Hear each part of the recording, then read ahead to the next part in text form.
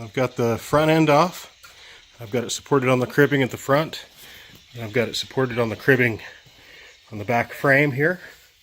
And I will be removing the rear end. We've got the shotgun bolted there. And there are 3 bolts that hold the front shackle on there. Now, this is kind of interesting. See how there's a bolt sticking down there? That's not supposed to be like that. There's another one over there. Again, not supposed to be like that. And then there's one right up under here. That's a little better angle. So you can see how they put bolts in there, and I don't even know how they did that. They must have somehow got up into that brace and dropped a bolt down through it. It's going to be very interesting. So this is the way it's supposed to look. There should be a little nut thing, and I can't remember what it's called, but it slides into the frame, and it's just a thin piece of metal that's bent over and has threads on one side. See those guys? They're all in there right. The other side is not so good. Well, I was hoping that I could just cut the end off these bolts and then unscrew the nuts off of them, but they just sit there and turn. So I got my grinder out, cut a slit in either one. I'm hoping that I can just knock the nut off of it and pull the bolt out. However, this one back in here, where's that? Yeah, right there. I can't get my grinder up in there to cut it. So I think what I may have to do, because this is a brace underneath here that's underneath the floor. See how it's got this line right here? So that piece is all a brace underneath the floor.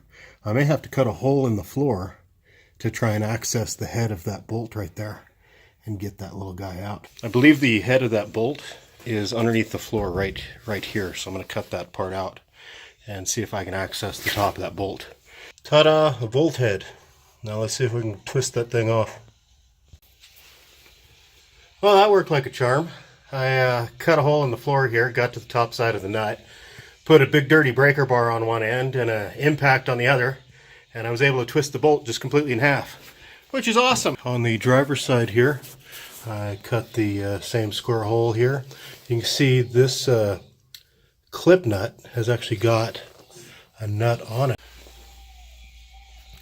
There's the clip nut that's broke. Pretty good clip nut though. It's got a nice big nut on it there.